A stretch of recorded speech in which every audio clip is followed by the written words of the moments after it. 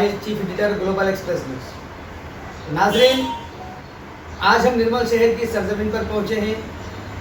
نرمل شہر کی سرزمین پر پائے جانے والے کئی عوام کے سوالات ہیں.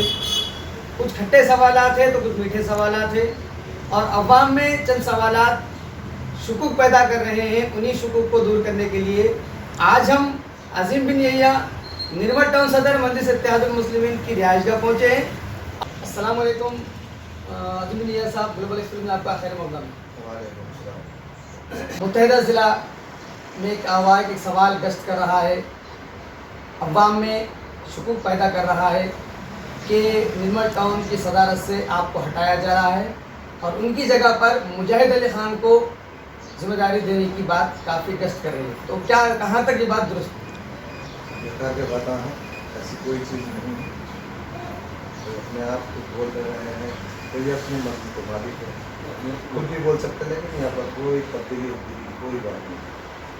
نہ تو اسد صاحب سے کوئی انسٹرکشن ہے, نہ ڈسٹرکٹ صدر صاحب سے کوئی انسٹرکشن ہے. یہ صرف الیکشن کا مومنٹ ہے اور الیکشن میں اپنی ایک اہمیت بتاتے ہوئے ایک اپنا وجود بنانے کی کوشش کر رہے ہیں. لیکن مجلس اتحاد المسلمین مستحکم ہے اور یہ کہہ رہے ہیں کہ اگر پارٹی میں ہم کو دینا ہے تو صدارت ہونے تو کانگریس میں چل جائیں گے.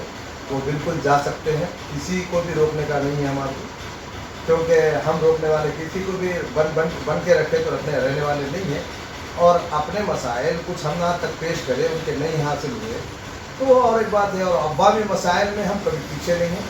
اللہ کے فضل سے ڈنڈے کی چوٹ پہ ہم بولتے ہیں کہ مجلس اتحاد المسلمین نرمل میں مستحکم ہے, اور آئندہ انشاءاللہ تعالی جو ہمارا کھویا ہوا وجود تھا اس کو انشاءاللہ ہم قائم کریں گے. آنے والے الیکشن میں بتائیں گے ہم کہ مجلس اتحاد المسلمین جس طریقے سے ہمارے ووٹ حاصل کرنے کے ہم سے غداری کی گئی ہے, اب اس ٹائم پہ انشاءاللہ تعالی بیرسٹر اسد الدین اویسی صاحب کی ہدایت پر ایسی کوئی لوگوں غداری کرنے کی کوشش کریں گے تو انشاءاللہ اسد صاحب بھی بول رہے ہیں ان کو جواب دیں گے. نرمل شہر میں مجلس اتحاد المسلمین کافی عوام کے درمیان سے دور جاتی ہوئی نظر آ رہی ہے, یہاں تک کہ چلے گئی ہے. جس طرح 2014 میں آپ نے اچھا عوام کے دلوں پہ راج کیا اور اقتدار بھی حاصل کیا, آخر کیا وجہ رہی کہ آپ کو 2020 میں بہت فرش پر آنا پڑا؟ بات کچھ بھی نہیں ہے. ہم ہمیشہ ہمارے صدر صاحب کے حکم پہ چلتے ہیں, اور ہم نے election M L A election میں TRS حکومت کو مدد دی. اس کے بعد وہ حکومت دیکھے کہ 10 کاؤنسلر جب آئے تو ہر چیز یہ خود کر رہے ہیں, 10 کاؤنسلر آگے بڑھ کر کام کر رہے ہیں, ان کو دیکھا نہیں گیا. انہوں نے مجلس کو ووٹ تو حاصل کیے, مجلس کے ذریعے سیٹ تو حاصل کر لیے, اس کے بعد مجلس کے خلاف جاتے رہے اور گئے. اور میرے ایک وارڈ میں 45 لاکھ تک خرچہ کرتے ہوئے ایک آدمی کو اتارا گیا. وہاں پر کئی جہاں پر میرا وجود تھا, وہاں پر میں جو کانٹیسٹ کرا تھا, وہاں پر ہر 10 گھر کو ایک TRS کا ممبر کانٹیسٹ اپنے کاؤنسلرس اور ہمارے چیئرمین اور سرپنچ کو ولیجز سے لا کر وہاں پر ٹھہرا کر دیا گیا. اور ہم اللہ کے فضل و کرم سے ہماری شکست کو مانتے ہیں, لیکن پھر بھی ہم آج تک کبھی عوام کے درمیان سے نہیں ہٹے ہیں اور ہٹیں گے بھی نہیں انشاءاللہ تعالیٰ. تا قیامت جب تک ہمارے ہاتھوں پیروں میں دم رہے گا, جب تک ہم عوام کے درمیان رہیں. عظیم صاحب, ایک سوال آپ سے یہ ہے نرمل شہر کی عوام کا, 2014 میں آپ نے اقتدار حاصل کیا اور شاید میں سمجھتا ہوں کہ چیئرمین کے عہدے پر بھی فائز ہوئے. 1 ماہ یا 6 ماہ کے لیے آپ نے فائز ہوئے. اس دوران میں کیا مسلمانوں کے ڈیولپمنٹ کام ہوئے؟ اب کبھی مجلس اتحاد المسلمین 2005 میں ہم 2 کاؤنسلر تھے. ہم نے 600 پلاٹ دیے ویسار کالونی میں, اور کئی ایسے لونز تھے جو مائنارٹیز کے لون. ہم مجلس اتحاد المسلمین بیرسٹر اسد الدین اویسی, اکبر الدین اویسی صاحب کی نمائندگی کرتے ہوئے وہاں سے ہم نے کئی لوگوں کو یہاں پر لون دلایا ہے. اور رہی بات جو گھروں کا بھی لون آیا تھا ان کو بھی لون دلایا. اور اس کے بعد سے حالات ایسے ہو گئے کہ ہمارے خود بغل میں رہتے ہوئے جو پارٹی کو ہم مدد کرے وہ خود مجلس کو ختم کرنے کی کوشش کر رہی ہے. اور اس کے بعد بھی ہم آج بھی مستحکم ہیں اور ان کے ہر مسائل پر انگلی اٹھا رہے ہیں. اور جو بھی غلطی ہو رہی ہے اس کی نمائندگی کر رہے ہیں. یہ الگ بات ہے کہ ان لوگ یہ سمجھ رہے ہیں کہ مجلس دب گئی, ختم ہو گئی. یہ بالکل سوچنا بالکل غلط ہے, کیونکہ ہماری عوام کو ہم دیکھ رہے, جب بھی ہماری نوجوانوں کو ہم آگے بڑھانے کی کوشش کر رہے تو اس وقت جیسا بھی ہمارا نوجوان ابھر کے آئے گا اس کے اوپر یا تو کیسز ہو جائیں گے, اس کو بلایا جائے گا, پھر اس کے پاس اپنی پارٹی میں لے لیا جا رہا ہے. تو اس کو مد نظر رکھتے ہوئے ہم نے سوچا کہ خاموشی فی الوقت بہتر ہے, کیونکہ ہمارے نوجوانوں پہ کیسز ویسز کرا لینا مناسب نہیں ہے. اس کو مد نظر رکھتے ہوئے ہم یہ الیکشن MLA الیکشن کے بعد انشاءاللہ تعالیٰ بتائیں گے کہ مجلس اتحاد المسلمین انڈر گراؤنڈ کیا کام کر رہی ہے, اس وقت ہی بتائیں گے. جیسے کہ آپ نے کہا کہ وائسر کالونی میں ہم نے اتنے پلاٹ دیے, اس کے علاوہ کئی افراد کو آپ نے لون دیا. اس کے علاوہ تعلیمی میدان میں مسلمانوں کی تعلیم کے اندر آپ نے کیا ڈیولپمنٹ کیے؟ کتنے ایسے انسٹیٹیوشن قائم کیے جو بچوں کو کوچنگ دی جا سکتی تھی؟ یہاں پر ہمارے پاس نرمل کے اندر ایک ایسا مسئلہ ہے, کوچنگ کے واسطے آلریڈی کچھ سوسائٹیاں چل رہے ہیں, ان میں ہم انشاءاللہ تعالیٰ جب بھی ان مدد کے واسطے پوچھے, جو بھی مسائل کے واسطے بولے ان کا حل کیے. حتیٰ کہ ہم SSC کے واسطے سالار ملت کے واسطے ایجوکیشن کا جو لاتے ہیں SSC کا مٹیریل حوالے کرتے ہیں, اور ہر اسکول میں جا کے ہم دیکھتے ہیں, اور اسکول والے بھی ہمارے کو بتاتے ہیں کہ تعلیمی قابلیت کے واسطے, اور جب بچے اپنے تعلیم حاصل نہیں کرتے ہیں ان کے واسطے بھی ان کے ٹیچروں کے ساتھ ایجوکیشن کے واسطے نوجوان نونہال بچوں کو بھیجنے کے لیے ان کو راغب کرتے ہیں. جو چھوٹے چھوٹے بچے معصوم جو کہ تعلیم کو چھوڑ کے, کیونکہ معاشی حالات کمزور ہے, بعض لوگ پڑھانے کے واسطے دوری اختیار کر رہے تھے, ویسے لوگوں کو بھی ہم راغب کرتے ہیں تعلیم کی طرف. ہر محلے کے اندر جاتے ہیں, جہاں بھی ضرورت محسوس ہوئی مجلس اتحاد المسلمین وہاں کا کارکردہ بھی پہنچ جاتا ہے, یا نہیں تو ہم ایک یونٹ کے ساتھ جا کر پہنچ کر وہ حالات حل کرتے ہیں. سب سے ایک اہم سوال, ہم نے پچھلے انٹرویو میں آپ کی ہی پارٹی کے ایک کارکن یا ایک قائد سے ہم نے پوچھا, ان سے ہم کو سوال نہیں ملا, انہوں نے جواب کے آپ کے اوپر ذمہ داری ڈالی. 2014 میں انتخابات کے دوران جلسہ کیا گیا تھا جس میں اکبر الدین صاحب پر ہندو مذاہب کے تعلق سے بولنے پر کچھ الزامات عائد کیے گئے تھے اور سزا بھی ہوئی تھی. اکبر الدین اویسی کے علاوہ دوسرے کئی نوجوانوں پر بھی مقدمات درج ہوئے تھے, تو وہ نوجوانوں کا کیا ہوا؟ وہ نوجوانوں کو کتنا مجلس کی جانب سے سپورٹ کیا گیا, کتنے ان کو امداد پہنچائی گئی ان کے خاندانی افراد؟ ایسا ہے کہ اکبر الدین اویسی صاحب کا کیس ختم ہو چکا ہے, اور جو بچے تھے ان کا بھی کیس ختم ہو چکا ہے. اب جہاں تک جتنی ضرورت تھی جب کہ ہم جیل میں تھے اس وقت جو مدد کرنا تھا وہ باہر والے کیے ہیں, مجلس والے نہیں کیے ان کے نہیں ہیں. اور قانونی جو وکیل تھے وہ وکیل مجلس کی طرف سے لگائے گئے ان کے واسطے. اور یہ چیز اکبر الدین اویسی صاحب کے کیس کے تعلق سے نہیں تھی, بلکہ ان کے پیشی کے آنے کے وقت بعض بچے پتھراؤ کرے تھے جس کے کیسز بک ہوئے. اس کے بعد بھی مجلس اس کے واسطے کام کی ہے. اور یہ الگ بات ہے کہ لوگ بہت کچھ بولتے ہیں, سامنے آنے کے بعد ہی معلوم ہوتا کون کیا ہے. تو بد پیچھے بولنے والے تو بہت کچھ ہے, ان سے ہم اور پرواہ نہیں کرتے. ہم اس سے پرواہ نہیں کرتے کہ اگر وہ چیز کو ہم بڑھاوا دیں گے تو غلط تاثرات ہمارے اپنے لوگوں میں آ جائیں گے, تو اس کو مد نظر رکھتے ہیں ہم خاموشی اختیار کرتے ہیں. سب سے اہم سوال صاحب, اس سے پہلے سالار ملت کی جانب سے جو جماعت دہوم کی کتابیں تقسیم کی جاتی تھی, تو فنکشن ہال میں ایک پروگرام ہوا, اس میں حیدرآباد سے بھی مہمان آئے. اس دوران میں رفیع احمد قریشی پر الزام عائد کیا گیا تھا کہ وہ پوسٹر کو اپنے پیروں تلے بھولے, تو کیا بات درست تھی؟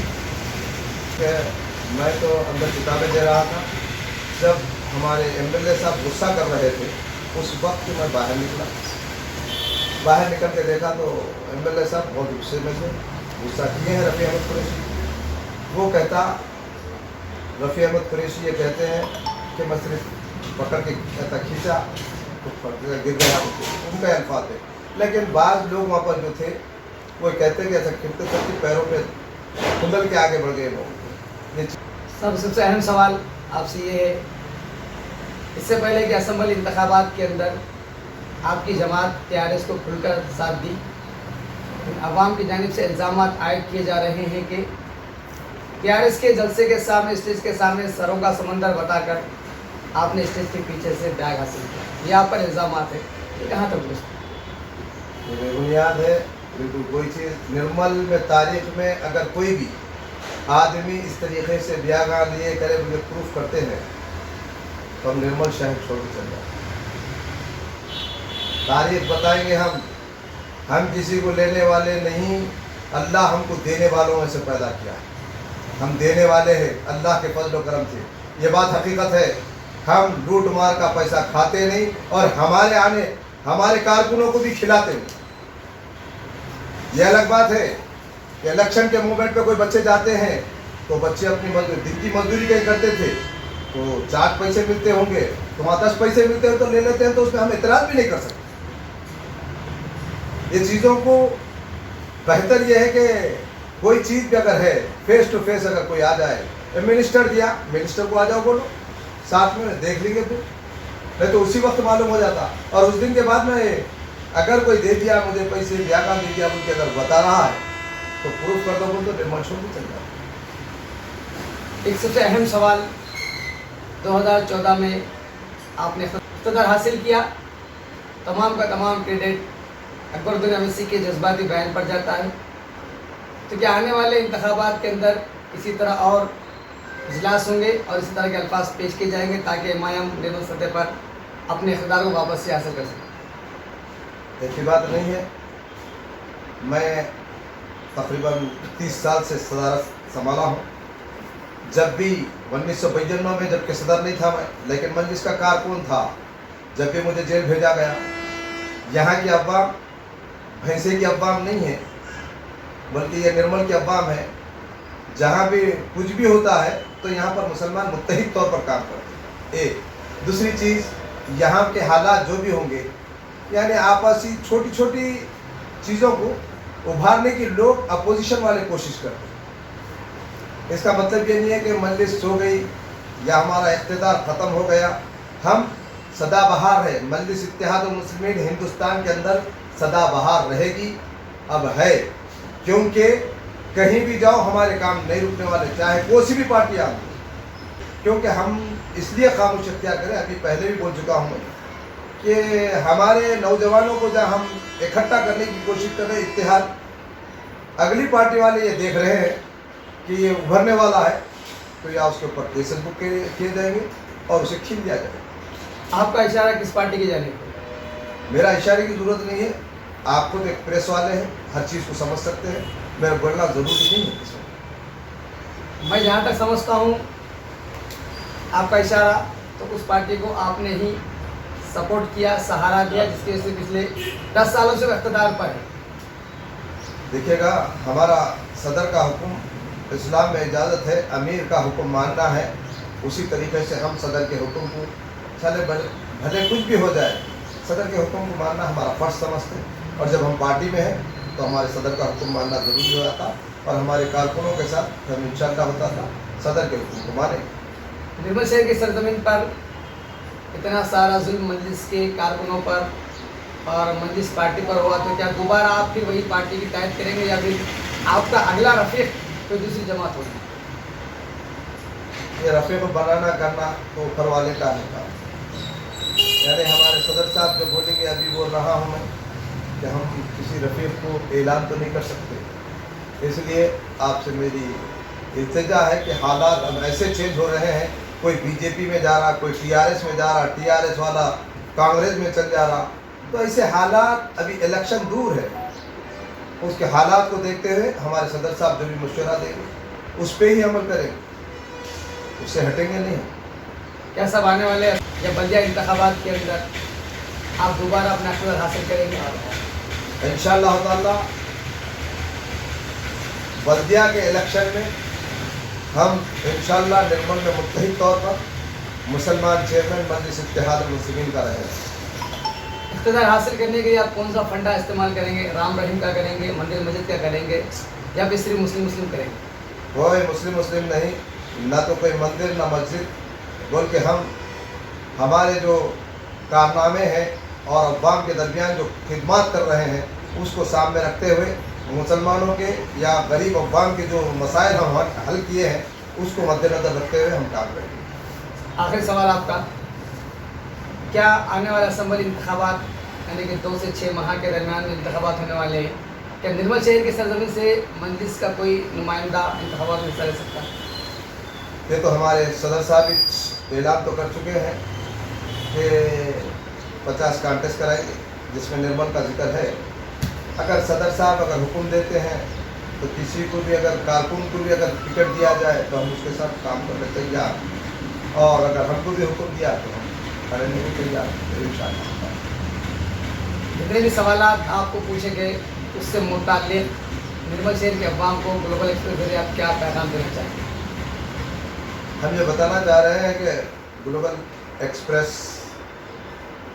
से चैनल से कि जो मजलिस के ताल्लुक़ से गलतफहमी के शिकार है वो शिकार मत हो जाए, बल्कि दफ्तर मजलिस इत्तेहाद मुस्लिमीन आपके यहाँ पर 11 बजे से 1 बजे तक मैं खुद बैठता हूँ ऑफिस पे। आपके जो भी मसाइल हैं वो हम तक लाइएगा।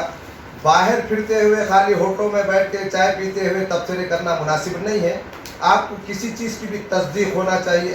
आप सीधा दफ्तर को आइएगा 11 बजे से 1 बजे तक। अवामी मसाइल को हल करने के बाद से हम पूरे आगे हैं इंशाअल्लाह ताला।